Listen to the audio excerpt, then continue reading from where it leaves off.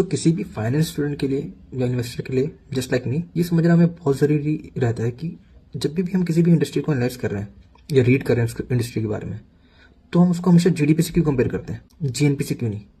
So I was just going through pen industry report, मैं उसको read कर रहा था। तो ऑल ऑफ सडन मेरे माइंड में एक क्वेश्चन रेज हुआ कि यार हाँ, हम जीडीपी से क्यों कंपेयर करते हैं। बीइंग अ फाइनेंस स्टूडेंट ये बहुत सिंपल सी चीज़ हो सकती है किसी के लिए, बट फिर मैंने सोचा एक बार देखते हैं पढ़ के कि ऐसा क्यों होता है। सो मैंने सोचा चलो आपके साथ भी मैं शेयर कर दूंगा उस चीज़ को। So let's break it down. चलिए स्क्रीन पे चलते हैं। सो जीडीपी क्या होता है, अगर हम आसान भाषा में समझें तो कंट्री के अंदर कितने गुड्स और सर्विसेज प्रोड्यूस हुए हैं, चाहे प्रोडक्शन किसी भी कंपनी की हो या नेशनलिटी की हो, उससे हमें कोई फर्क नहीं पड़ता।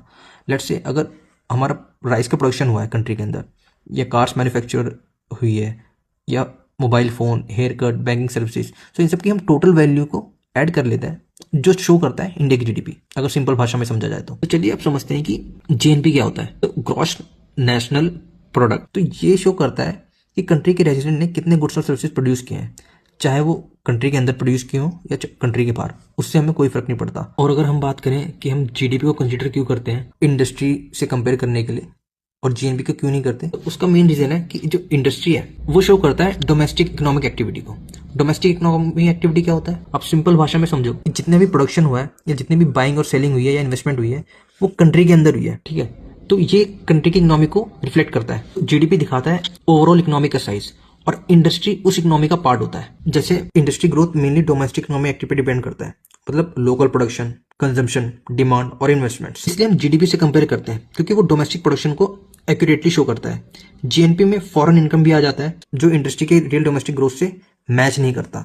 और आपको हमेशा एक बात याद रखनी होगी, जब भी हम दो चीज़ों को कंपेयर करते हैं तो उसके लिए उसके जो बेस होता है, मतलब उसका जो आधार होता है वो सेम होना चाहिए, तभी कंपैरिजन पॉसिबल हो पाता है। जैसे जीडीपी ओवरऑल इकोनॉमिक साइज दिखाता है, शो करता है, और इंडस्ट्री डोमेस्टिक इकोनॉमिक एक्टिविटी को शो करता है। बट वही अगर हम जीएनपी की बात करें तो जीएनपी हमें शो करता है कि कंट्री के जो सिटीजन है उसने कितना अर्न किया, बट हम उससे ये फर्क नहीं पड़ता कि उसने इंडिया में अर्न किया या इंडिया के बाहर अर्न किया। तो हम उसे इंडस्ट्री से कंपेयर नहीं कर सकते क्योंकि इंडस्ट्री हमारा डोमेस्टिक इकोनॉमिक एक्टिविटी को शो करता है। अगर हम सिंपली कंक्लूड करें तो आपको याद रखना है कि industry is equal to GDP, क्योंकि ग्रोथ का ड्राइवर डोमेस्टिक इकोनॉमी है, जीएनपी नहीं, क्योंकि फॉरेन इनकम मिक्स हो जाती है। सो गाइस, अगर आपको ये रील अच्छी लगी हो तो फॉलो करो फाइनेंस विद समर को और simple explanation. Thank you so much.